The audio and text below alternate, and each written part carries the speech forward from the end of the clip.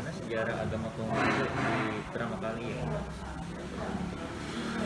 Kalau kita sejarah agama Konghucu ya pertama kali pasti saya hanya bisa menjawab bahwa datangnya agama Konghucu ke Indonesia atau khususnya ke Tangerang ini pasti berbarengan dengan kedatangan orang-orang Tionghoa ke Indonesia ini.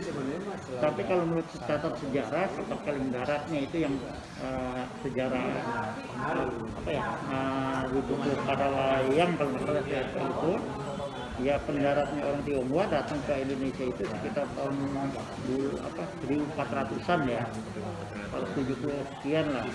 Dengan katanya ketika orang-orang Tionghoa itu mendarat, dia pasti membawa agama mereka. Agama mereka itu apa? Konghucu. Jadi secara macam ya kedatangan agama Konghucu ke Indonesia, khusus ke Tangerang ini adalah dibawa oleh para pendatang yang dari Tiongkok sana. Karena memang agama Konghucu kan berasal dari dataran Tiongkok. Gitu.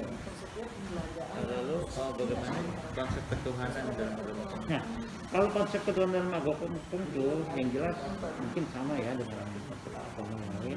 Konghucu dijelaskan bahwa itu kan tiada dilihat, tiada terlihat, didengar, tiada terdengar, namun tiada satu wujud pun yang kampanye. Karena Tuhan itu adalah maha awal dan maha akhir. Dia sebagai kausa prima dan kausa finalis, pencipta dan akhir dunia ini atau alam semesta ini. Dan yang pasti yang namanya konsep ketuhanan agama Konghucu dilihat tiada terlihat, didengar tiada terdengar, namun tiada satu wujud pun yang kampanye. Jadi Tuhan itu tidak bisa dipersonifikasikan, tidak bisa dipikirkan, dirupakan, tetapi dia ada iman kita ya. Oh iya. Lalu untuk konsep ritual ibadahnya itu bagaimana ya Pak? Konsep ritual ibadah mungkin kalau agama Konghucu memang berbeda dengan agama lain. Ya di kita ini pertama memakai dupa. Ya, sembahyang pakai dupa. Dupa itu sebagai simbol. Ya, memang tanpa dupa enggak masalah. Ya, yang namanya berdoa ya.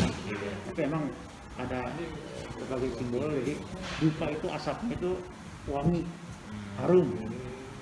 Itu sebagai harum diri kita lah, dari hadapan diri kita seperti wangi dupa itu.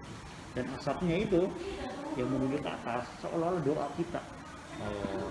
Jadi itu hanya, tapi lagi-lagi itu hanya sebagai simbol. Ya, tanpa ya kita kalau yang berdoa pun tanpa dupa pun bisa, sembahyang tanpa dupa pun bisa. Tapi memang dari Kristen kita dan si dupa turun ada ilmunya lagi mengenai 3 batang itu kan biasanya kalau kita bersembahyang kepada Tuhan, kepada para nabi, ya para suci itu 3 batang. Jadi itu melambangkan simbol dari Tien Tiren, Tuhan, Tien, Ti, bumi dalam semesta, Ren manusia atau leluhur. Tapi kepada leluhur sendiri, maksud leluhur itu kepada orang tua kita yang sudah meninggal, ya, atau kakek apa segala macam, 2 batang. Kenapa 2 batang? 2 batang itu dari Tien dan Ti, kepada Tuhan dan kepada dunia semesta sebelumnya ya. Karena apa? Kita sudah meninggal, nggak ada alam manusiaannya lagi. Cukup 2 batang. Itu hanya sebagai simbol aja, lagi-lagi simbol. Dan kalau memang kitanya sedang berduka, ya, itu simbolnya pakai dupanya duka gagal hijau. Artinya kita sedang berduka. Dan berduka itu ada yang sampai 1, ada yang 1 tahun, atau 3 tahun. Kenapa sampai berduka kan 3 tahun? Itu juga simbol kita dirawat orang tua kita maksimal misalnya digendong gitu, disusuin itu istilahnya 3 tahun. Orang tua kita aja istilahnya merawat kita secara nggak dilepasin gitu kan, istilahnya begini itu 3 tahun. Kenapa? Kita anaknya ketika orang tua kita meninggal 3 tahun lagi nggak bisa istilahnya berbuka gitu. Tapi setelah 3 tahun harus melupakan semua duka itu, kembali ke wadah semula lagi. Yang maksud duka itu pada saat duka kita nggak boleh pakai pakaian merah, merah kuning atau yang gitu gitu. Yang bertabung ya, bertabung maksudnya. Jadi pakai yang hijau, biru, putih, jangan pakai yang kalau bisa jangan ada pesta itu sebanyak 3 tahun. Sebenarnya bukan 3 tahun, tapi 3 show. Tahun 25 bulan lah kurang itu. Jadi itu kalau lagi di simbol seperti itu. Jadi dan itu lebih ke arah bakti. Ya, waktu bakti seorang anak pada orang tuanya. Makanya di rumah orang Tionghoa, khususnya orang Konghucu, di rumah itu ada altar leluhur. Tugasnya apa? Kita menyembayangi orang tua kita. Dan arti kata menyembayangi ini mendoakan. Ya, dan kita selalu mengenang beliau ketika sembahyang tiap tanggal 1 atau tanggal 15 atau hari besar lainnya, hari jadi masih hari besar itu ada sembahyang khusus kepada leluhur. Ya. Jadi kita bukan memberikan atau menyajikan ya, bukan menyuguhkan juga, jadi sekali lagi menyediakan makanan-makanan kesukaannya. Jadi kita tugasnya mengenang. Contoh orang tua kita suka makan apa, bakmi lah kita sediakan bakminya. Jadi kita mengenang aja, bukan untuk persembahan. Karena biar rumah itu yang meninggal nggak pernah yang makan kita. Dan lagi simbol mungkin ada pakai makanan wajib, ada wajib simbolnya apa? Itu yang melekat. Artinya apa? Keluarga itu harus bersatu kayak begitu. Jeruk simbolnya apa? Berkah. Pisang jualan untuk maju. Ya kita berkembang terus itu makin maju, lebih baik lagi. Jadi itu simbol-simbol. Kumpul itu lin bawa jadi bukan untuk apa sajian atau bukan simbol orang iya. Jadi makanan itu bukan persembahan ya, bukan sajian, bukan hanya sebagai simbol dan untuk mengenang orang tua kita. Karena apa? Kita kadang-kadang orang memang ya orang tua kita ini. Oke, kalau istilah dari mungkin dari yang disebut istilah jadi larinya begini. Jadi kita benar nggak orang tua kita? Ya syukur-syukur bisa ya. Tugas kita apa? Anak cucu ini mendoakan. Nah, ya kalau dalam agama sebenarnya nggak ada istilah sebenarnya. pasti dia Tapi memang dan kita cari duit.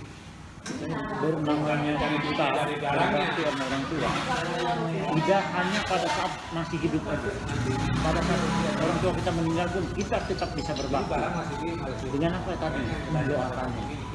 Dengan kita berbuat baik otomatis kita pun akan membantu orang tua kita di sana. Kenapa bisa gitu? Ya contoh, kamu siapa? Albani. Orang tua kamu? Ayah atau ibu? Sekarang masih Ayah dah kalau kamu. Suratno. Hah? Suratno. Suratno. Oke.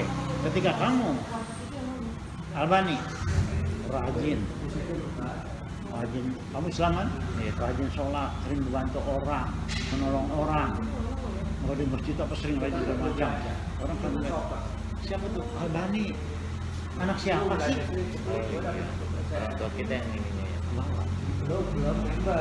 Begitu ini perbuatan baik itu nggak bisa membantu orang tua kita. buka Preston, Tokopedia. Apa? Ya mereka orang tua itu telah berhasil mendidik kita. Atau sebaliknya, kamu tukang mabuk, pencuri apa? Siapa nih baru digebukin dulu? Si Albani. Habis dia mabuk mulu. Anak siapa? Perbuatan baik kamu pun bisa membantu kembali pada Tuhan. Makanya dia memiliki disebut perlu itu jauh pada apa yang kita lakukan Ini lo ada pengakuan. kita harus sering Lo pakai nggak bahan kayak gini? Lo ngomong branding ini kan pakai bisa itu apa itu untuk menyatukan kandidat saya juga. kita anak-anak bisa minimal Dan kalau Adidas minimal tahun sekali yang jauh-jauh itu angkulan berkumpul bersama berdoa tapi kedua orang tua pun dimulai untuk kepada tetap kepada Tuhan. Hanya ajaran waktu itu ada yang dikatakan buat cincin kunci hormat akan Tuhan, menjunjung nama baik dari Tuhan. Gitu. Karena apa? Nggak ada tanpa leluhur nggak ada Tuhan. Iya. Jalannya. Makanya dikatakan di kongsi itu bahwa namanya orang tua ada kepanjangan tangan dari Tuhan. Ya karena kita dilahirkan melalui orang tua. Tuhan menciptakan kita itu melalui orang tua, antara orang tua. Nggak mungkin nggak? Itu satu persembahan, sampai persembahan besar kepada Tuhan 4 persembahan besar, 3 pada leluhur dan 3 kepada bumi dan 4 kepada leluhur. Itu sembahyang wajib selama setahun. Kenapa bumi juga sembahyang? Kita hidup, makan, mati kan di bumi. Jadi kalau kita udah sembahyang berarti kita merawat bumi ya udah harus kita. Jadi sebenarnya Tuhan itu Tuhan disebut Wang Tian Sang, Tuhan yang maha besar. Besar itu dengan kata kuat di bumi yang besar di atas biasanya kan kayak macam Allah Akbar gitu karena yang besar. Dan Wang Sang, Tuhan yang maha kuasa. Kuasanya apa? Di bumi yang besar. Jadi Tuhan yang maha besar dan maha kuasa. Itu salah satu kita ucapkan kita kepada Tuhan gitu. Seperti yang disebut Allah Akbar gitu. Tuhan yang besar dan ada Tuhan maha kuasa apa kalau dia nah itu sebenarnya buat Tuhan seperti itu dan persembahan sesuai 4 musim karena berasal dari Tiongkok sana ya Abang Kongsi kan dari Tiongkok di persembahan di Tiongkok 4 musim kita sembahyang 4 musim pada Tuhan ini persembahan kita. Lalu konsep kitab suci itu bagaimana? Nah, kitab suci itu dalam agama Konghucu ya, ada 2 konsep yang disebut. Satu pertama Mokping, itu yang mendasari. Jadi kitab Mokping itu terdiri dari kitab perubahan, yakin, kitab Suking, Siking, ya, Chunjuking, sama Lici. Itu 4 yang mendasari.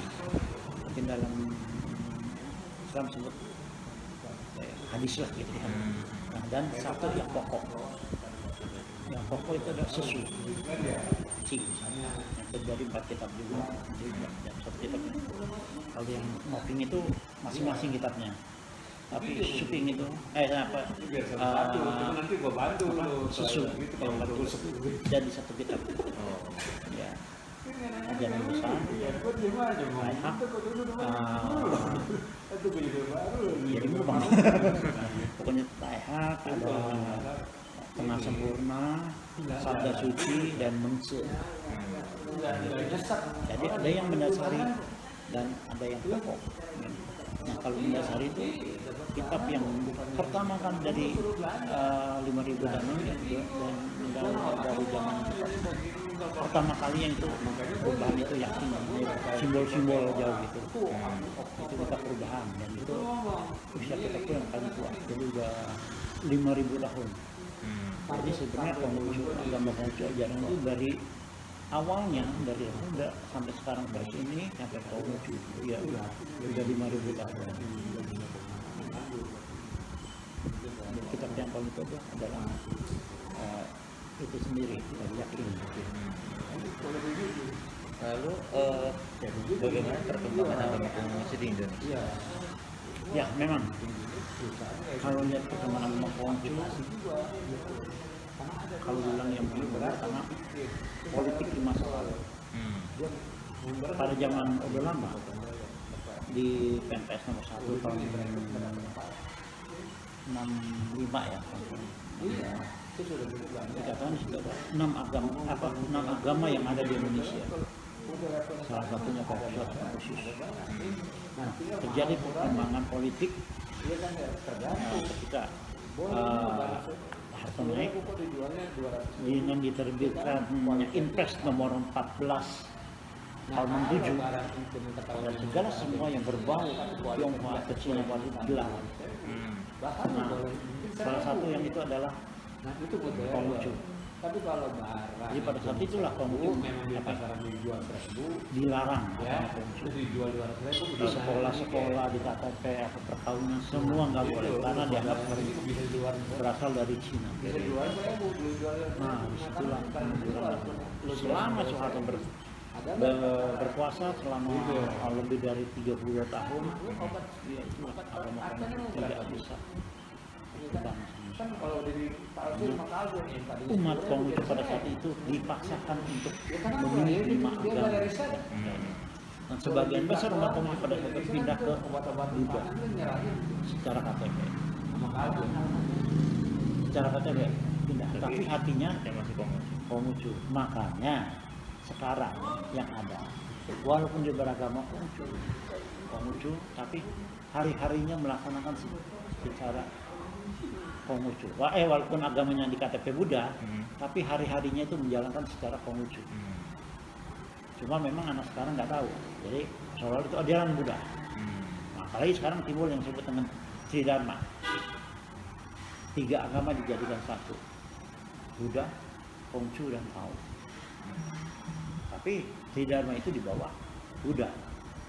Lalu dari situ ada, maka semakin terpuruk ke agama Konghucu. Nah, bersyukur ya kita sekarang pada saat itu ada yang namanya, kalau saya bilang dewa penolong bagi umat Konghucu, ya orang Tionghoa khususnya Gus Dur. Dialah yang mengeluarkan Kepres nomor 6 tahun 2000, mencabut Impres nomor 14 tahun 2000. Jadi ada lagi. Dipulihkanlah hak sipil umat Konghucu. Gus Dur itu. Kita bisa melaksanakan lagi yang namanya Imlek. Barongsai namanya. Agama Konghucu sudah diajarkan lagi di sekolah-sekolah. Menikah secara Konghucu sudah diperbolehkan. Cuma memang ada kesulitan dalam hal tempat ibadah kelenteng. Karena sebagian diklaim bahwa kelenteng dan tempat ibadah umat Buddha. Itu masih seharusnya memang itu adalah tanggung jawab pemerintah. Pemerintah yang mengeluarkan aturan harusnya pemerintah yang mengembalikan, tapi kenyataannya sulit. Nah, pemerintah kalau saya bilang jujur saya bilang berpasangan. Seolah-olah kalau mau ngaklaim ya tinggal ngomong langsung orang-orang Buddha di muka saya. Sebenarnya kalau bilang tanggung jawab pemerintah, karena pemerintah yang bikin aturan. Pada saat masa Orde Baru itu, ya semua kelenteng harus berubah nama menjadi wihara. Tempat agama Buddha. Patung Buddha dimasukkan di dalam kelenteng. Sehingga seperti orang-orang seperti kamu, seumuran kamu, anak-anak muda itu nggak ngerti sama sekali. Ya kelenteng wihara sama aja. Itu hal yang berbeda, sangat berbeda. Apalagi dengan adanya tidak tambah kacau lagi. Nggak jelas ini mana yang Konghucu, mana yang Buddha, nggak ada. Ya kamu sendiri kan bingung kan? Kamu pasti nganggap Buddha dan Konghucu adalah sama. Bagaimana bisa sama? Nabinya beda, tempat asal muasalnya beda. Buddha dari mana? Dari India. Nah, Konghucu dari mana? Tionghoa. Beda nggak? Tapi kamu anggap bahwa Buddha dan Konghucu sama? Mirip. Mirip. Ya padahal beda sama sekali. Ya nabinya beda, kitabnya beda, asalnya beda. Apa yang mirip? Ajarannya juga beda ya Pak? Ya jadi secara prinsip beda. Di Buddha ada tumbuh lahir, Isra tumbuh itu atau reinkarnasi, lahir kembali lalu. Oh itu nggak ada. Sudah meninggal dia langsung kaitin manunggal kembali kepada sang pencipta. Gitu. Ya, baik. Ya, terima kasih Pak. Itu dong. Iya, cukup. 5 pertanyaan. Iya. Ya, itu ya banyak sekali lah. Kayak Imlek. Kan saya tanya, hari raya umat Islam apa? Idul Fitri sama Idul Adha. Itu ada Kristen sama Katolik, Natal. Natal, Buddha, Buddha kurang tahu. Waisak. Oh Waisak. Hindu Nyepi ya. ya Konghucu. Imlek. Tapi semua pernyataan selalu tiap tahun diributkan. Walaupun Imlek adalah hari raya orang Tionghoa. Kalau boleh tahu Imlek itu tiap apa? Ya Imlek itu pada tanggal 1 penanggalan Cina. Tapi penanggal 1 penanggalan Cina. Imlek 1 Ciague. Dan baru. Jadi ya sekarang ya biasa dianggapnya hari raya orang Tionghoa. Sekarang libur di Indonesia nih. Iya. Liburnya libur apa aja? Libur Nasional. Oh iya. Ada 17 Agustus. Di Islam apa dari apa tadi Idul Fitri apa? Itu liburan apa? Hari raya agama. Ada nggak hari raya budaya? Libur hari raya budaya di Indonesia? Budaya. Hah? Nggak ada. Ada nggak? Nah, kalau Pancasila Itu nasional, Oh. bukan budaya. 1 Juni itu nasional, libur nasional. 17 Agustus libur nasional. May Day 1 Mei internasional. Ada nggak libur budaya? setahu Waisak saya enggak. libur agama. Natal libur agama. Paskah libur agama. Nyepi libur agama. Ada nggak libur budaya? Setahu saya enggak. Nggak ada. Nah, kalau Imlek libur budaya orang Tionghoa. Hebat apakah orang Tionghoa di Indonesia? Hingga harus ada hari liburnya. Kenapa nggak ada hari libur orang Jawa? Kenapa nggak ada hari libur orang Batak? Oh, mungkin menurut saya biar enggak terpecah-pecah dulu gitu. Iya. Dari situ agak. Tapi kenapa ada hari libur orang Tionghoa? Kalau memang Imlek ada hari raya orang Tionghoa, saya bakal apakah orang Tionghoa? Nah, tapi ketika Imlek dinyatakan hari libur agama Konghucu, melanggar nggak?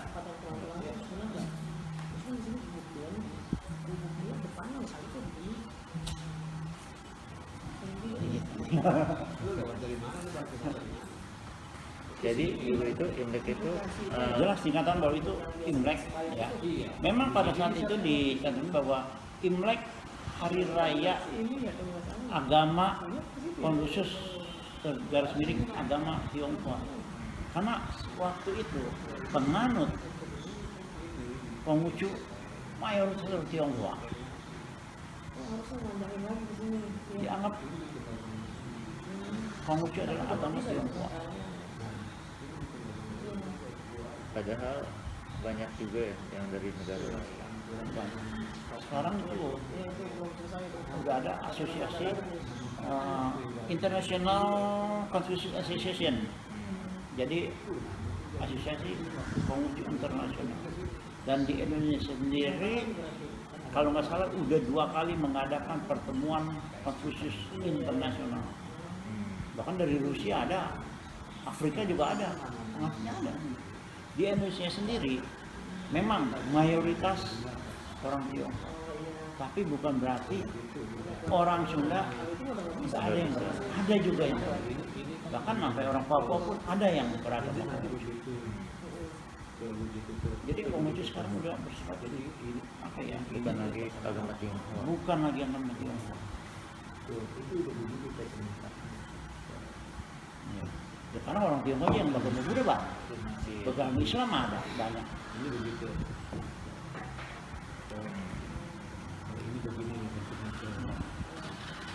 Ya, udah, Bang. Cukup. Oke. Ya. Terima kasih banyak ya, Pak. Yo, Ya. oke. Perkenalkan, nama saya Bani Minaki. Ini dengan ibu saya, Mary. Ibu Mary. Mary. Oke. Saya ingin bertanya beberapa pertanyaan. Yang pertama, konsep ketuhanan pada agama Konghucu itu bagaimana? Maksud ketuhanan dalam agama Konghucu. Iya, konsep ketuhanan. Konsep ketuhanan dalam agama Konghucu sama aja dengan agama yang lain. Yang pasti kan kita mempercayai adanya Tuhan. begitupun dalam konsep agama kita sendiri. Jadi sebelum kita melaksanakan persembahyangan kepada seming atau nabi kita sendiri, pasti kita yang utama sembahyang ke tiang dulu gitu. Gitu. Lalu bagaimana konsep pahala dan dosa pada agama Konghucu? Konsep dosa dan Pahala. pahala dalam agama Konghucu. Ketika kita berbicara tentang dosa, di mana semua pun umum di setiap agama, bahwa dosa adalah pasti suatu kesalahan, di mana perbuatan yang bagi kita secara agama Konghucu adalah perbuatan yang melanggar jalan suci.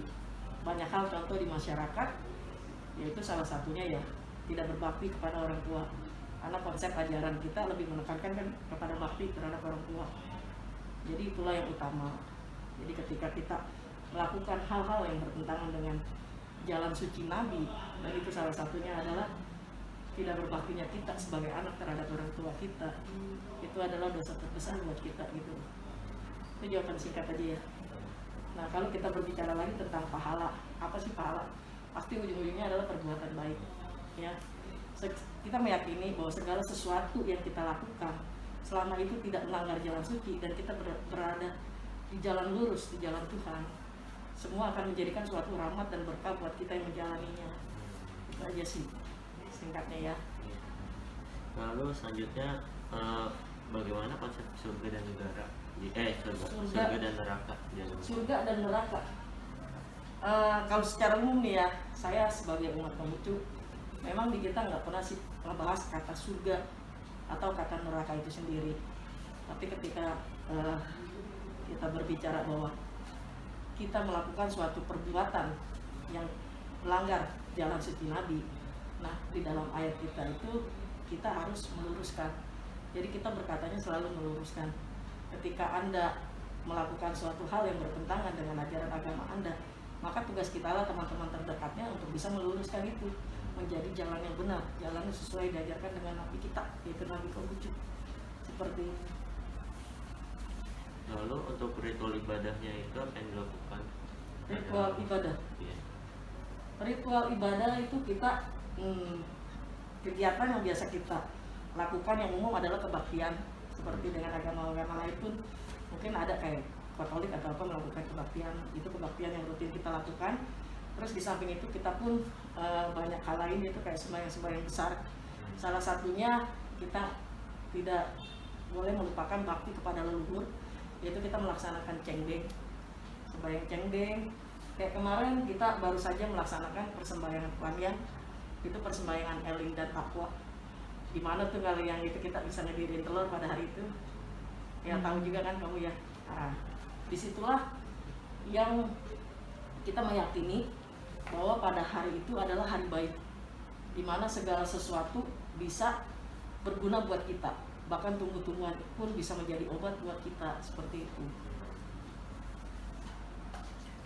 Lalu yang terakhir, bagaimana konsep manusia dalam hidup? Manusia dalam agama Konghucu. Bentar ya, saya tanya dulu. Konsep manusia dalam agama Konghucu. Ini jawabannya sedikit rada bingung nih. Konsep manusia menurut agama Konghucu. Kalau kita bicara manusia adalah Ren. Ren itu kan manusia, dimana kita dilahirkan dari ayah dan bunda kita. Tanpa adanya mereka, kita tidak akan pernah ada, intinya itu. Sehingga dari situlah ajaran kita itu selalu menekankan kepada bakti. Bakti yang utama, bakti kepada siapa? Bakti kepada orang tua, dimana mereka yang mendidik, melahirkan kita, intinya menjaga kita dan merawat kita sampai kita dewasa, sampai kita mandiri. Intinya di situ sih. Ada lagi? Sudah cukup. Ya. Oke. Terima kasih banyak ya. Ya.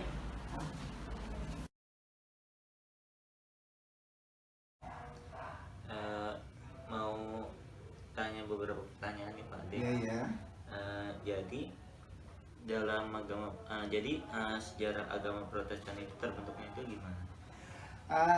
Terbentuknya agama Protestan itu kalau dulu di sejarah dunia ada waktu saya di SMP Itu ada sejarah dunia, itu adalah sejarah dunia yang istilahnya itu pecahnya antara Katolik dan Protestan gitu. Itu sejarahnya ya. Terus tahunnya saya lupa, tahunnya sekarang lupa. Dulu ada sejarah dunia itu. Jadi Protestan itu protes itu dipimpin oleh Martin Luther. Martin Luther ya, itu protes akhirnya pecah jadi Katolik sama Protestan karena ya beda pendapat lah gitu ya, beda pendapat gitu. Jadi Protestan itu dulu dipimpin oleh Martin Luther, Katolik ya gereja lama gitu kan. Dulu kan satu itu gereja itu satu. Nah, dan setelah itu ya ajarannya ya agak berbeda gitu ya, agak berbeda. Kalau Katolik itu juga mengedepankan Bunda Maria, tapi kalau Kristen Protestan Bunda Maria itu hanya sekilas aja, jadi tidak fokus gitu ya. Kita fokusnya kepada Yesus Kristus istilahnya gitu ya. Yesus Kristus itu kita fokus ke situ. Nah, ajarannya juga sudah agak berbeda dikit ya. Cuma kitabnya sama. Nah, kitabnya sama, kitab sucinya sama. Cuma cara melakukan ritualnya itu agak berbeda gitu. Itu sejarah pecahnya adanya Protestan dan Katolik. Nah, di Katolik itu sampai sekarang nggak ada perpecahan lagi, tetap Katolik, pusatnya di Roma. Nah, kalau Protestan itu pecah, banyak ya dari sekte-sekte itulah, ada Pentakosta, ada ya yang istilahnya kalau misalnya kayak Islam ada yang Islam moderat, ada yang radikal segala macam. Kristen juga ada, yang moderat juga ada, yang radikal juga ada gitu ya. Itu pecah, misalnya seperti gereja Pentakosta segala macam itu kan istilahnya itu pecahan dari Kristen Protestan. Ya lumayan banyak sih pecahannya itu. Cuma ya ajarannya sama, kalau Protestan itu sama, cuma cara pengajarannya tuh lain gitu ya, istilahnya tuh apa istilah liturginya cara penyembahannya itu agak lain gitu kan. Kalau yang Kristen kayak saya segala macam itu istilahnya enggak, walaupun pakai nyanyian tapi enggak semeriah seperti GBI, Pentakosta ya. Kalau dia kan bisa pakai drum band kan gitu. Ya, pokoknya meriah lah dia itu orang kebaktiannya itu gitu. Kalau kita sih biasa-biasa aja. Cuma perbedaan itu aja, kalau kitabnya sama, pendetanya sama, istilahnya itu teologinya itu sama gitu. Cuma lain itunya. Pengajarannya juga beda sedikit lah, beda sedikit, dia keras, kita agak lembut kan gitu aja. Terus mungkin ada lagi lalu konsep ketuhanan pada agama Protestan ini gimana? Kalau proses ketuhanan pada Protestan itu Tuhan kita itu Esa adanya, satu Esa ya. Karena di Alkitab itu dikatakan Tuhan itu Esa. Tapi kenapa kok ada Bapa, Anak, dan Roh Kudus gitu ya? Nah itu di Kristen itu ada yang namanya Trinitas itu juga dikatakan di Alkitab, istilahnya itu dulunya tuh Firman. Firman itu adalah Allah kan. Misalnya ya Allah ya, aku ngomong gitu, yang saya ngomongnya Firman saya itu kan Allah kan. Nah, Allah itu menjadi manusia gitu loh. Firman itu menjadi manusia, Yesus Kristus gitu loh. Nah, itu Yesus Kristus.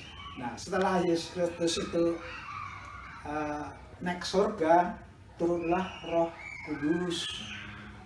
Roh Kudus itu yang membimbing kita, yang selama-lamanya ada di hati kita, yang membimbing. Jadi orang tuh kalau mengatakan Yesus Tuhan itu kalau nggak punya Roh Kudus nggak akan berani ngomong gitu ya, nggak bisa ngomong Yesus Kristus adalah Tuhan itu karena Roh Kudus. Makanya kita disebut Allah Bapa itu yang menciptakan semua dunia, itu Bapa. Terus anak itu yang bikin keselamatan. Terus yang Roh Kudus itu istilahnya itu yang membimbing kita dalam kehidupan kita sehari-hari, gitu, Roh Kudus. Jadi memang itu sudah direncanakan oleh Bapa yang di surga, itu sudah dinobuatkan beribu-ribu tahun yang lalu gitu. Ada nubuatnya ya. Jadi kita itu istilahnya tinggal menjalankan apa yang dikehendaki oleh Bapa gitu kan. Itu pertama. Keduanya itu seperti Yesus itu ya, Yesus Kristus itu dia juga mengatakan, akulah kebenaran dan hidup ya, akulah kebenaran dan hidup, siapa yang mau datang ke Bapa harus melalui aku. Jadi semua orang yang mau ke Allah, ke Bapa itu harus melalui Kristus, Yesus Kristus itu. Selain Yesus Kristus nggak ada yang jalan untuk kebenaran ke sana itu. Itu keyakinan kami ya, keyakinan orang Protestan itu begitu. Jadi selain Yesus Kristus nggak ada jalan untuk naik ke surga itu. Kalau orang lain kan pada mencari, ya kita banyak agama kan pada mencari kebaikan, cari pahala, cari ini. Kalau kita enggak, kita itu memang kita udah ditebus. Pokoknya kita percaya kita disucikan oleh darah Yesus waktu disalib itu. Nah setelah itu kita tinggal perbuatan kita aja. Jadi kita itu udah disediakan ya. Kalau orang Protestan itu yakin dengan keyakinan bahwa kita udah disediakan tempat oleh Tuhan di sana di surga. Nah kita itu akan dijemput. Ada tak itu ayat-ayatnya itu? Saya mau pergi ke tempat Bapa, menyediakan tempat untuk kamu, dan ntar aku mau datang lagi menjemput kamu. Ada ayat-ayatnya itu ada. Jadi kita itu udah dibikinin tempat di surga. Cuma sekarang kita harus melakukan yang baik. Tapi kalau kita udah disediakan tempat, kalau kita nggak melakukan apa-apa juga percuma. Akhirnya ditolak. Saya nggak kenal sama kamu. Nah, itu aja. Padahal kita udah gembar-gembar, kita saya udah menyembuhkan orang sakit, menghidupkan orang mati dengan namamu Tuhan. Saya udah melakukan kebaikan dengan namamu. Tapi kalau cuma di mulut aja, perbuatan kita itu nggak nyata, ntar di pengadilan juga ditolak. Aku nggak kenal sama kamu. Itu ada ayatnya semua gitu. Jadi itu keyakinan kita sebagai orang Kristen itu. Yang pertama kita percaya dulu bahwa Yesus Kristus itu sebagai juru selamat. Yang kedua itu kita yakin bahwa kita itu sudah disediakan tempat di surga, dan nantinya kita akan dijemput juga ya, akan dijemput setelah itu. Nah tinggal sekarang kelakuan kita aja.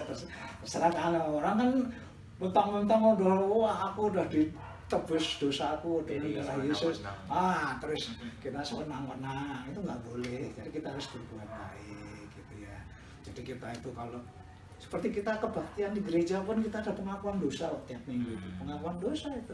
Jadi sebelum kita menengkarkan khotbah pendeta itu, kita mengaku dosa-dosa kita selama seminggu. Seminggu itu yang kita lakukan apa gitu. Kita apa? Buat dosa apa sama tetangga, sama saudara, sama anak, sama istri, sama cucu. Itu kita minta itu pertobatan itu. Jadi kita selalu pengakuan dosa, minta pertobatan gitu kan. Jadi kita supaya jangan berulang-ulang kali lagi gitulah kita berbuat yang salah istilahnya gitu ya. Itu yang kita yakinin selama ini. Jadi ya orang boleh percaya syukur, enggak apa-apa, yang penting kita itu jalan masing-masing lah gitu ya. Mungkin ada pertanyaan lagi.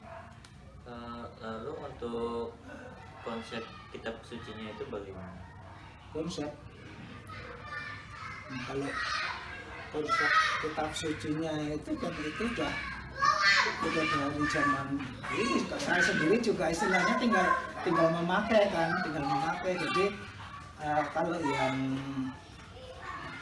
ada kitab sucinya itu ada perjanjian lama, ada perjanjian baru istilahnya gitu. Kalau perjanjian lama itu istilahnya kitab sebelum Yesus Kristus, tapi perjanjian baru itu setelah Yesus Kristus gitu ya. Mungkin kan itu yang saya tahu. Terus itu kalau Alkitab update kayak itu ya, perjanjian baru sama yang lama itu jadinya jadi Alkitab gitu ya. Jadi Alkitab perjanjian baru dan perjanjian lama. Kalau perjanjian lama itu ya sebelum Yesus, terus perjanjian baru setelah Yesus istilahnya. Kalau setelah Yesus kan dari tahun pertama Masehi. Nah, kalau perjanjian lama itu sebelum Masehi kan. Itu Alkitabnya.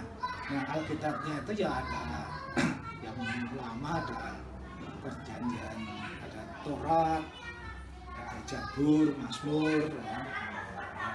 Itu banyak itu istilahnya. Kalau yang perjanjian lama itu ada Kejadian, ada Keluaran, ada Mazmur, terus ada ya banyaklah itu, ada Mazmur, terus ada apa ya, nabi-nabi itu kan punya kitab masing-masing gitu. Nah, itu banyak sekali itu kitabnya kalau di perjanjian lama. Kalau di perjanjian baru cuma Injil itu cuma empat Injil.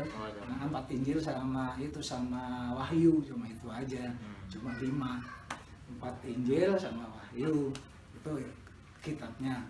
Dan kitab itu sudah diterjemahkan ke berbagai bahasa dan berbagai daerah.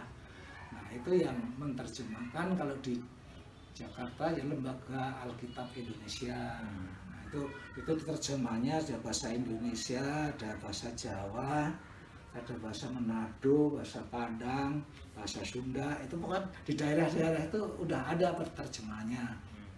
Itu kalau yang aslinya ya di sana, di Israel sana. Ada aslinya di sana. Cuma di sana aslinya bahasa Ibrani sama Aramaik. Nah, saya sendiri juga kurang tahu persis ya. Dulunya kurang tahu persis ya bahasa-bahasa itu. Ya, kalau sekarang karena zaman kemajuan ya, teknologinya udah maju. Sekarang ada di YouTube tuh mau nyari apa aja ada. Nah, adik berdua kalau mau tahu tentang Alkitab segala macam itu Bambang Nurseno itu. Bambang Nurseno itu dia YouTube, panggil aja Bambang Nurseno, ntar di situ dia pinter bahasa Arab bisa, bahasa Yunani bisa, bahasa Mesir bisa, dia menerangkan apa yang ditanyakan orang bisa. Itu dia memang udah ada pakarnya dia, Bambang Nurseno. Kalau mau di YouTube ya bisa aja tentang itu Bambang Nurseno, ntar keluar semua. Ada berdua bisa belajar dari situ. Oh, orang Kristen ya Trinitas itu apa gitu ya. Terus ini Alkitab itu apa gitu kan ada di situ, mau apa aja ada. Bambang Nurseno itu yang saya yakin karena dia pinter bahasa, itu bahasanya beberapa macam bahasa.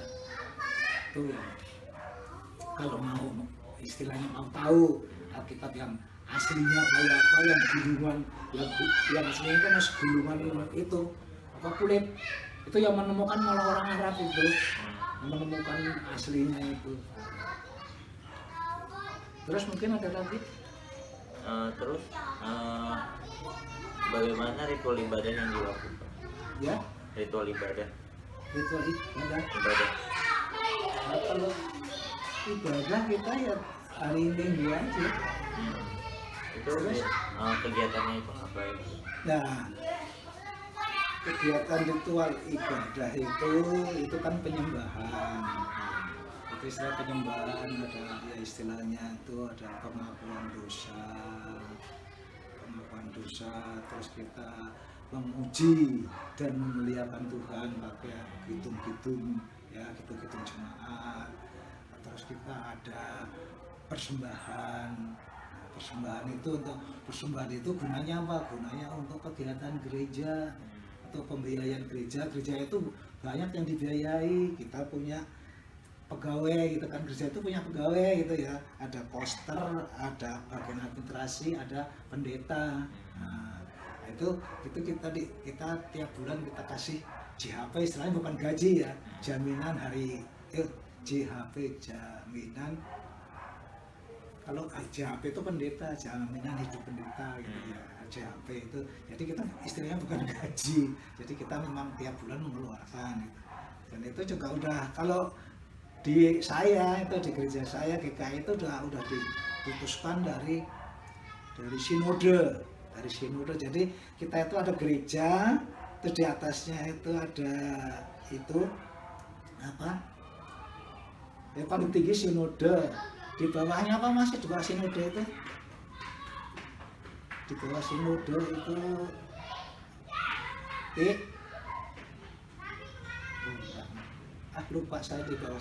Jadi ada itu wilayah misalnya sebagai wilayah Jawa Barat, wilayah Tangerang apa, Jawa Barat, terus Tangerang Banten. Nah, itu ada itu Banten. Terus sinodenya ada lagi. Sinode itu paling tinggi. Sinode ada 3 kita, sinode wilayah Jawa Barat, wilayah Jawa Tengah, Jawa Timur. Itu sinode. Terus paling tinggi lagi ada sinode AM. Sinode AM itu semua, jadi semua GKI satu. Itu yang memutuskan apa aja, dia yang memutuskan gitu kan. Ada seperti kemarin COVID itu kita suruh kebaktian di rumah, itu yang memutuskan dari sinode juga. Jadi sampai sekarang belum ada keputusan untuk kebaktian di gereja, ya kita masih di rumah, kebaktian online gitu kan. Itu tahapannya. Terus kalau kegiatannya ya biasa, kita sudah tiap hari Minggu kita kebaktian ya, mendengarkan firman Tuhan, pembacaan Alkitab ya, bisa ada persembahan, ada puji-pujian gitu kan. Selain itu kita juga ada lagi namanya untuk bimbingan rohani, itu sebulan kita ada 2 kali. Yang pertama itu untuk pemahaman Alkitab. Kita itu di wilayah-wilayah kita itu ada namanya pemahaman Alkitab. Jadi kita itu tiap 2 minggu sekali kumpul, terus kita topiknya apa, kita bahas di situ gitu ya. Pemahaman, kita memahami Alkitab itu, ini istilahnya itu ayat-ayat ini gimana sih, kan? Ini maunya gimana? Itu udah ada istilahnya, udah ada bimbingan dari pendeta gitu kan. Terus setiap, nah kalau di sini tuh wilayah 3, nah wilayah 3 itu kumpul, kita ada yang membawakan firman, terus puji-pujian, segala macam itu ya. Itu kita untuk apa namanya itu kebersamaan kita lewat wilayah gitu. Itu yang kita lakukan setiap bulan gitu itu. Terus mungkin ada lagi perkembangan agama Kristen Protestan itu di Indonesia itu bagaimana? Nah, kalau perkembangannya itu kalau saya sih kurang tahu persis, yaitu yang tahu dari Departemen Agama maupun dari PGI, Persatuan Gereja Indonesia. Kalau saya sih nggak tahu sih perkembangannya berapa persen, saya juga kurang tahu gitu ya. Kita perkembangannya kurang tahu, 9% itu kurang tahu. Oh, kalau awal mula masuknya itu bagaimana? Ya kalau awal mulanya masuknya agama Kristen di Indonesia, nah, itu ya kalau ada yang coba tahu, itu justru agama Kristen di Jawa dulu ya, di Jawa itu yang mengembangkan para kiai. Para kiai yang pada kiai dapat wangsit, dia menyebarkan agama Kristen. Ada yang namanya Kiai Sadra. Nah, ini gerejanya di Purworejo sekarang. Yai Sadra. Yai Sadra itu di Purworejo. Gerejanya sekarang masih ada. Peninggalannya masih ada. Yai Sadra. Nah, ada kalau mau tahu perkembangannya ya situ. Di YouTube juga ada. Ada di YouTube, ada lengkap kok itu istilahnya itu. Kristen di Jawa itu yang pertama yang menyebarkan itu malah kiai, para kiai, para kiai. Kiai Sadra sama kiai siapa ya, yang satunya lagi ada itu, 2 kiai itu. Yang satu di Purworejo, yang satunya di Jepara. Itu tahunya saya juga dari Babang Urseno itu. Cuma dulunya kita waktu kecil ada di sekolah Mikon Kiai Sadra itu apa, saya nggak tahu. Setelah ada YouTube segala macam perkembangan lebih maju, nah diterangkan, nah ini Kiai Sadra itu ceritanya begini. Ada ceritanya. Kenapa? Karena dia mau cari bertapa, orang dulu kan sering bertapa kalau mau dapat wangsit suruh ngembangin itu gitu kan. Itu ceritanya begitu. Ada ceritanya. Nah sendiri juga karena nggak mendalami tentang agama sedalam-dalamnya juga kurang begitu paham sekali gitu ya. Nah, ya istilahnya kita ya percaya dan di Alkitab ada, kita melakukan yang baik, yaitu yang kita lakukan gitu. Jadi kita nggak usah orang macam-macam gini itu enggak ya. Ini perintahnya kita lakukan, ini perintahnya kita lakukan gitu aja. Jadi kita nggak ngotak-ngatik orang lain lah gitu istilahnya aja. Itu kepercayaan kami gitu aja. Terus mungkin ada lagi. Udah cukup itu aja. Cukup kan?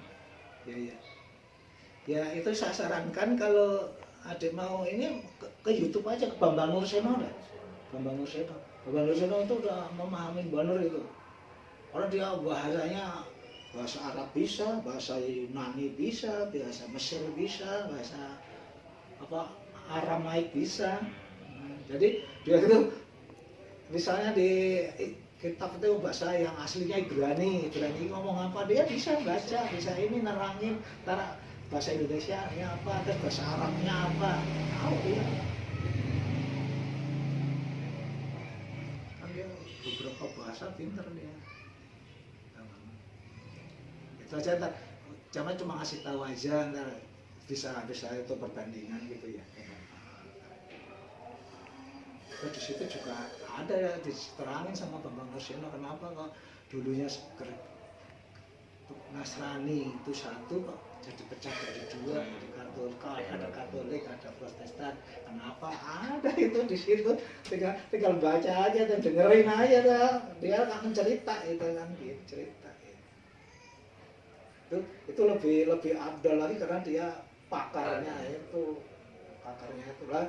Dia suka kuliah umum di Paramadina segala macam sih. Bambang Urseno itu bukan ini di Paramadina, tempatnya Gus Dur. Sama Gus Dur itu akrab banget dia. Akrab. Pernah diundang ke rumahnya Gus Dur suruh bacain doa segala macam, pernah. Karena dia memang dekat sama Bambang Urseno. Karena dia juga pintar bahasa Arab, dia itu tadi bahasanya itu luar biasa dia.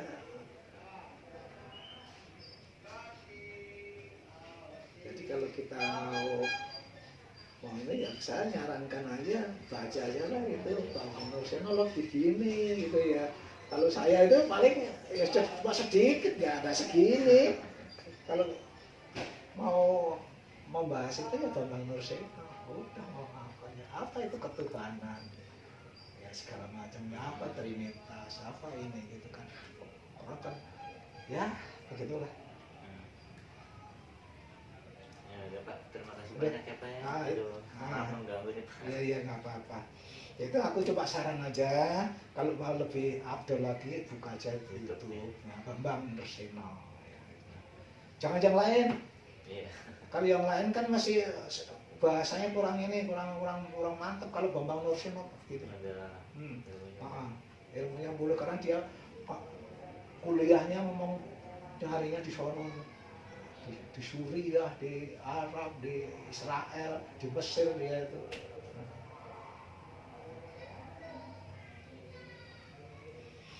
Ya segitu aja lah itu, ya yang saya tahu aja. Iya. Terima kasih banyak ya, Pak. Iya. Mau nanya Ibu deh, konsep ketuhanan dalam agama Protestan itu bagaimana? Kita harus menjalankan firman Tuhan. Kasih itu tidak terbatas. Panjang tidak terbatas.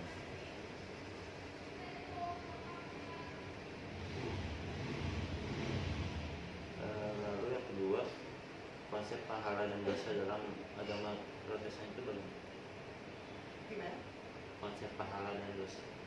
Pahala itu firman Tuhan itu tentang kasih ya. Nah, kasih di dalam Tuhan ajarkan, di dalam Kristus ajarkan, pasti semuanya menurut kehendak Kristus. Jadi kalau dulu itu bukan agama Kristen, tapi kita Kristus, agama Kristen, kita menuruti ajaran Kristus. Jadi dulu kan tidak ada agama Kristen, itu tidak ada. Kita penganut ajaran Kristus.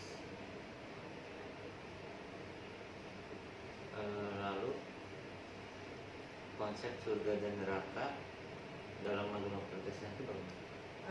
Surga dan neraka. Yang jelas kalau kita menyimpang, kalau ajaran Tuhan, ajaran Kristus itu tentang kasih ya. Kasih itu panjang tidak terbatas. Kalau masing-masing jiwa, masing-masing orang tidak ada mengasihi, dia pendusta, pemfitnah, ya kan? Bahkan penganiaya, jelaslah mereka masuk neraka.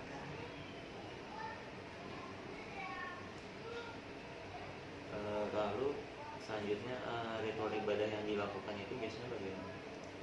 Ritual ibadah yang dilakukan, pastikan doa pribadi ada,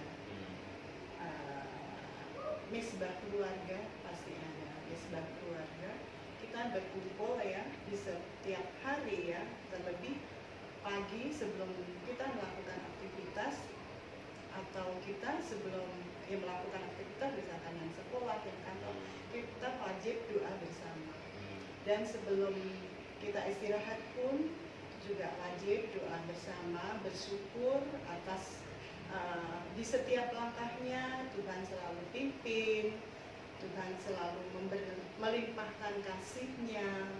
Nah, setiap minggu ada doa di gereja, ada kebaktian komsel juga, itu di lingkungan, misalkan wilayah 3 itu meliputi di sini misalkan Betet, Jalan Jambu, Jalan Gunung-Gunung di sana ya, jalan apa yang sebelah sana tuh. Itu ada juga ke gereja itu ada wilayah 1, wilayah 2, wilayah di sini termasuk wilayah 3. Selain hari Minggu ya. Lalu konsep manusia dalam agama Protestan itu bagaimana? Konsep manusia Iya, di dalam agama Protestan. selalu kita menuruti kehendak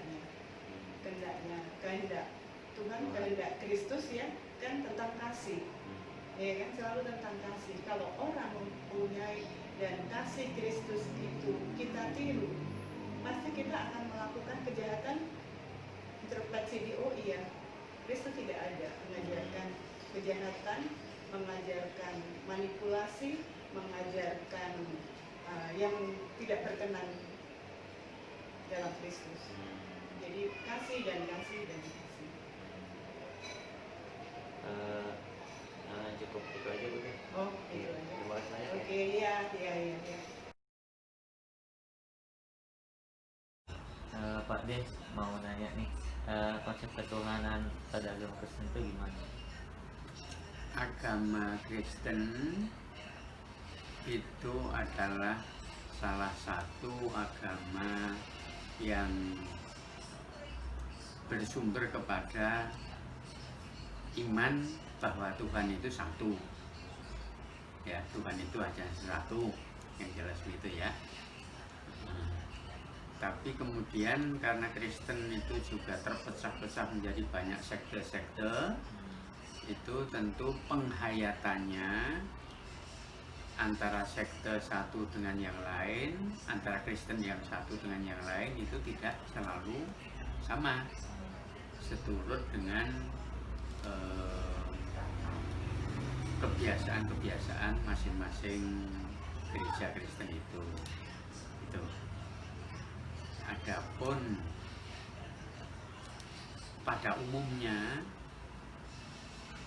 orang Kristen itu memang beribadat pada hari-hari Minggu dan hari besar yang ditentukan. Di samping memang harian juga ada ya, tapi tentu yang pokok itu hari-hari Minggu dan hari-hari besar yang ditentukan. Terus apa lagi ya?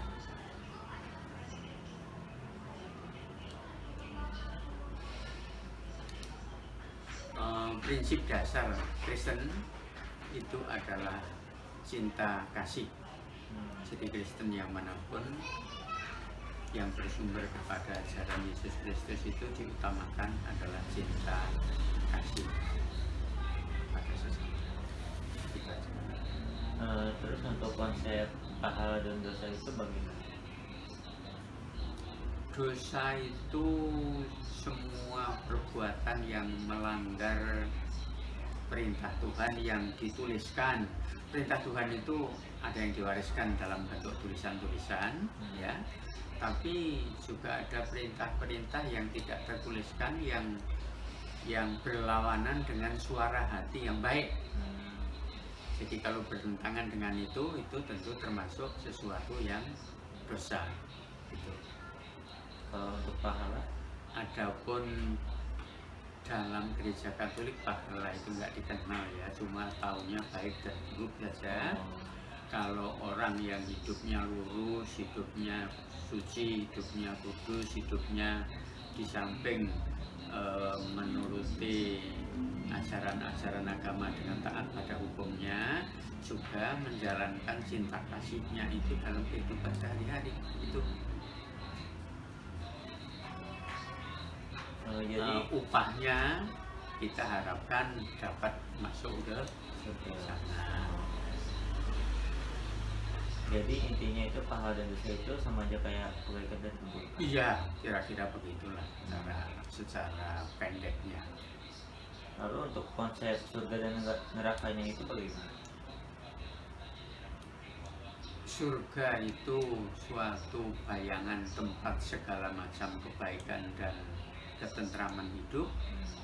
Neraka itu sebaliknya adalah azab, tempat yang paling mengerikan dengan digambarkan panasnya api neraka yang menyiksa. Lalu untuk ritual ibadahnya itu bagaimana? Kalau saya hanya mengenal yang Katolik ya, kalau yang lain-lain tentu agak berbeda. Iya. Kalau dalam lingkungan agama Katolik, ibadatnya itu adalah ibadat-ibadat yang diwajibkan, yaitu ibadat-ibadat seperti pada hari-hari Minggu dan hari-hari besar yang ditentukan, itu ada ibadat dalam bentuk perjamuan kudus yang disebut misa kudus. Di sana ada orang berkumpul, jemaat berkumpul di sana, lalu di bawah pimpinan seorang pastor itu merayakan ibadat misa kudus namanya. Kalau di orang Kristen tidak pas seperti itu, saya tidak begitu tahu, tapi kalau mereka itu terutama intinya itu mendengarkan sabda Tuhan yang berasal dari kitab suci. Lalu ini berusaha untuk dipelajari, dikembangkan, diselidiki, dilaksanakan seperti orang dalam pengajian. Di Katolik ini juga ada. Itu juga menjadi inti dalam ibadat misa kudus itu tadi. Itu. Lalu untuk bagaimana konsep manusia pada Katolik? Manusia adalah ciptaan Allah yang luhur, ya. Manusia itu adalah makhluk ciptaan yang derajatnya paling tinggi.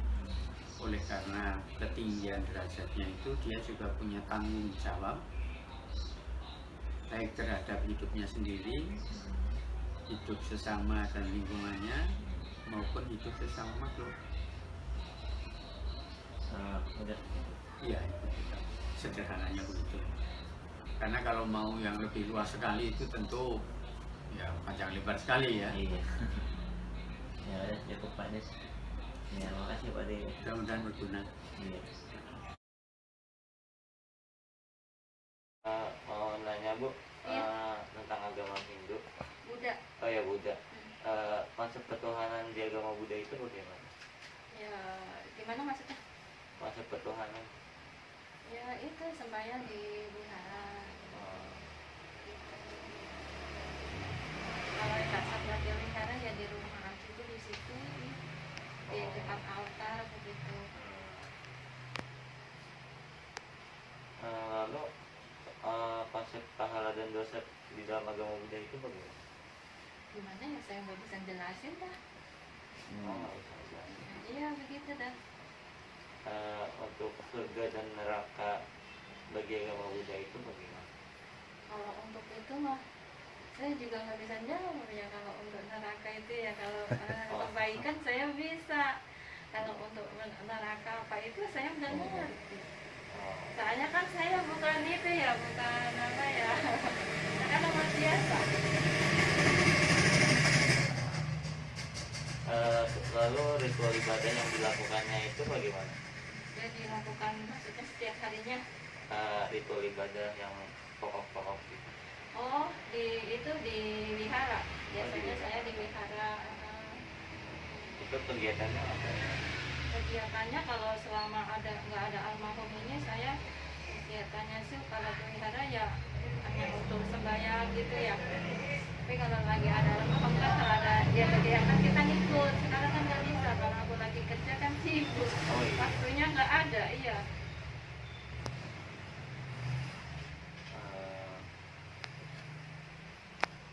Lalu konsep kitab suci di agama Buddha itu ada apa enggak? Ada Karita Suci. Oh, itu bagaimana kitab suci? Ya sama aja kayak istilahnya kayak umat muslim gitu ya kan, Al-Quran. Kalau kita kitab suci gitu.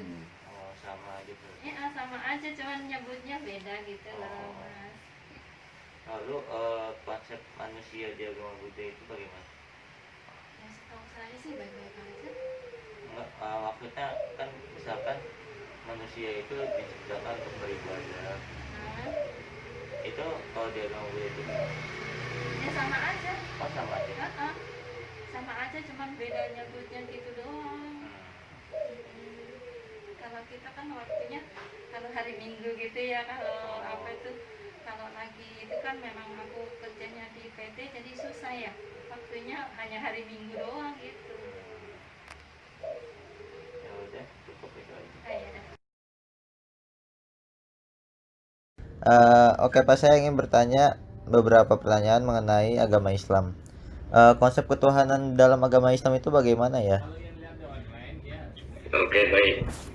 Konsep ketuhanan dalam agama Islam adalah seluruh umat manusia tiada lain, tidak ada yang sepantasnya disembah kecuali Allah.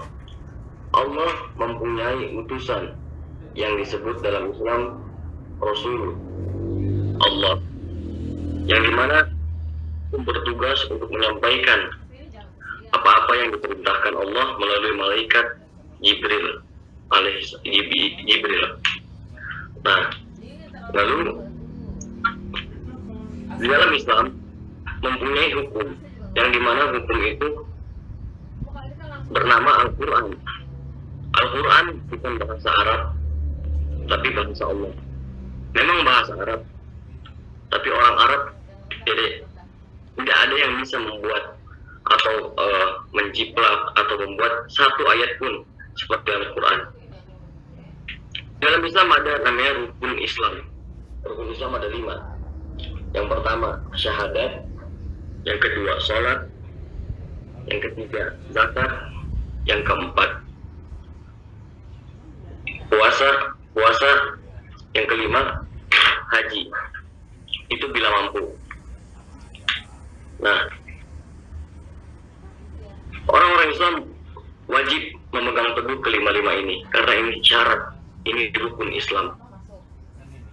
Ketika mereka meninggalkan, oke, ini ibarat orang beriman, orang Islam. Bukan ini ibarat orang Islam.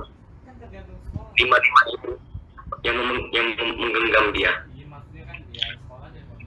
Dia tidak haji. Oke, Islamnya insya Allah masih terpegang. Lalu dia tidak puasa. Tidak zakat, nah. Tidak zakat. Islamnya juga masih terpegang. Dia tidak puasa, Islamnya masih terpegang.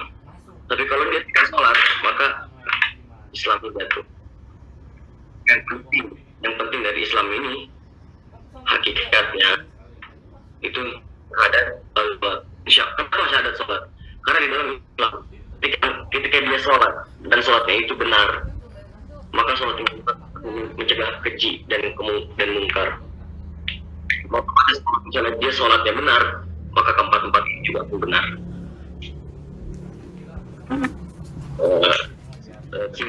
Singkat dari Islam seperti itu.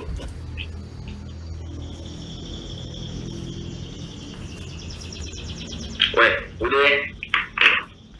Oke. Pertanyaan selanjutnya,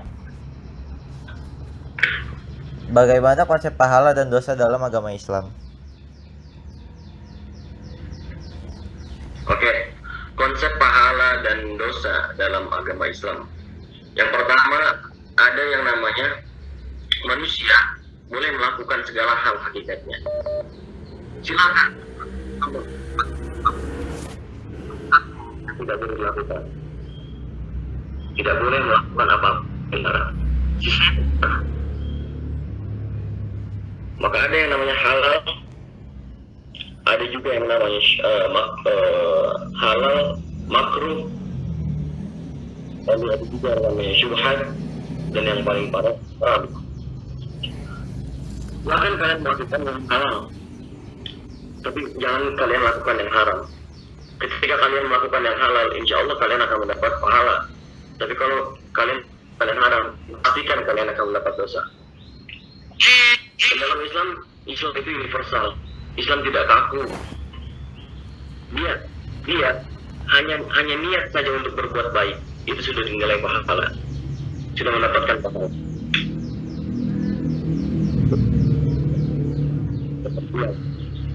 Kita bayangkan, tidak seperti yang media katakan bahwa Islam itu teroris segala macam. Tidak. Islam itu universal.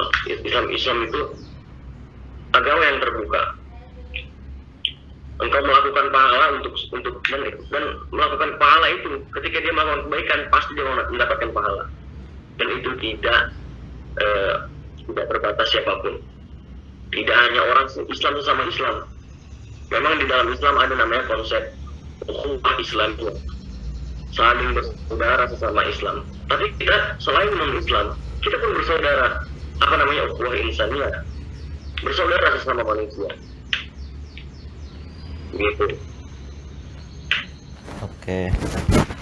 Selanjutnya, bagaimana konsep surga dan neraka dalam agama Islam? Konsep surga dan neraka dalam agama Islam. Surga ketika kita melakukan, ya intinya gini, Tuhan Allah menjanjikan surga bagi mereka-mereka yang taat, bagi mereka-mereka yang tunduk dan beribadah kepada Allah.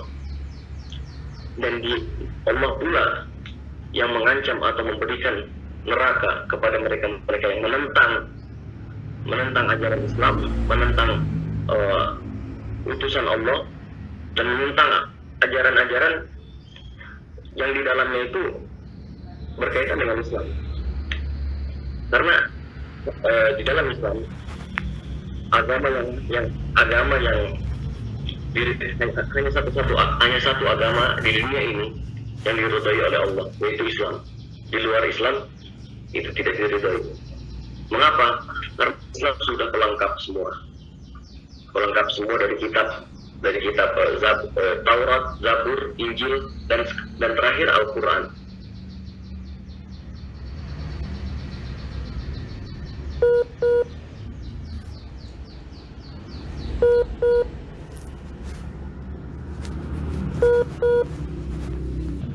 Oke.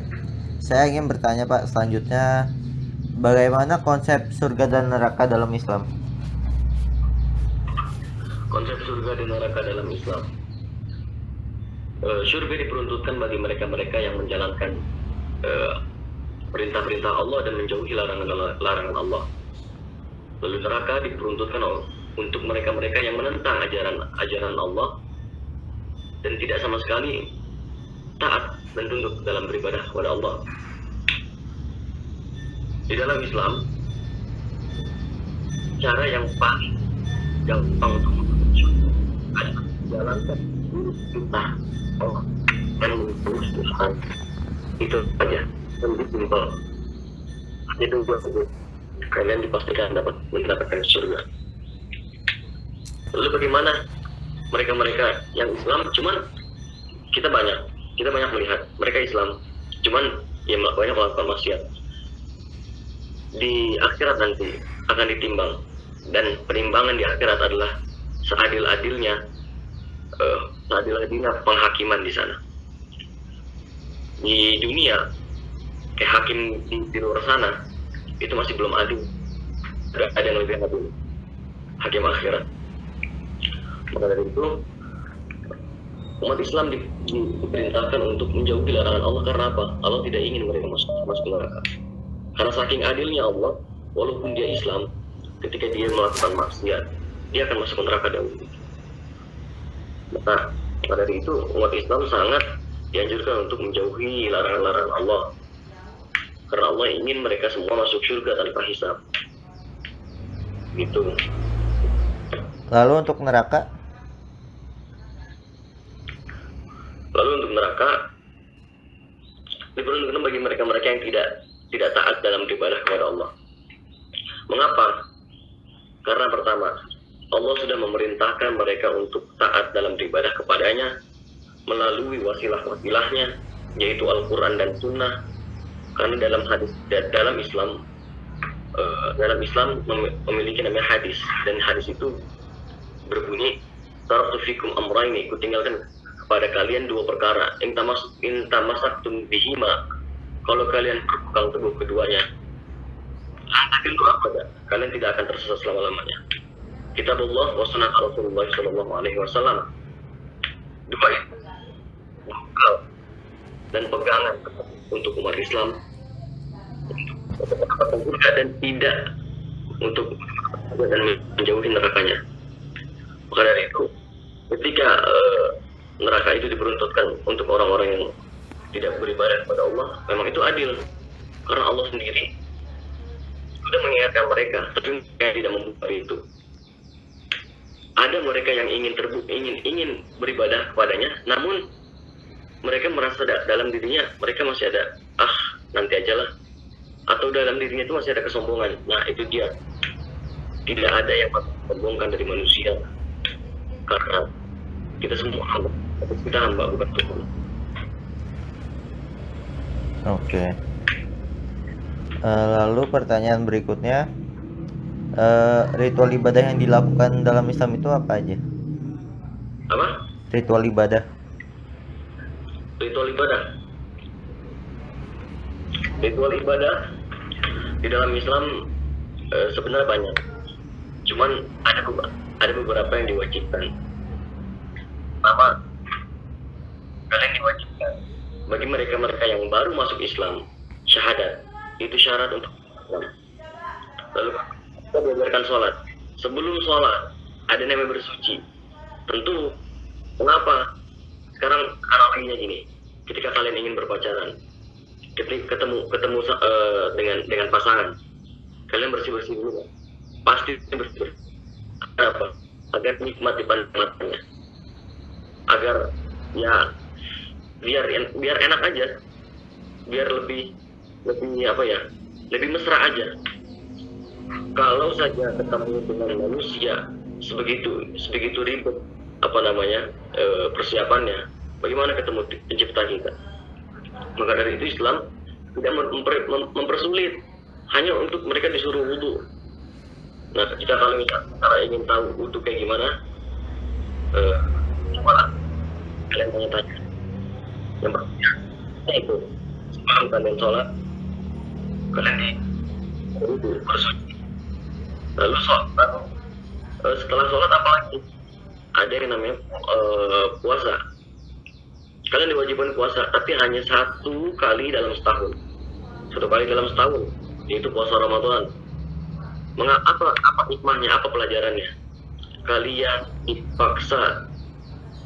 Selain puasa itu baik untuk kesehatan dari segi medis, ini beritahu bahwa begini kehidupan kurang mampu, agar pintu kita terketuk hati untuk membantu mereka yang kurang mampu. Hikmah singkat dari puasa Ramadan.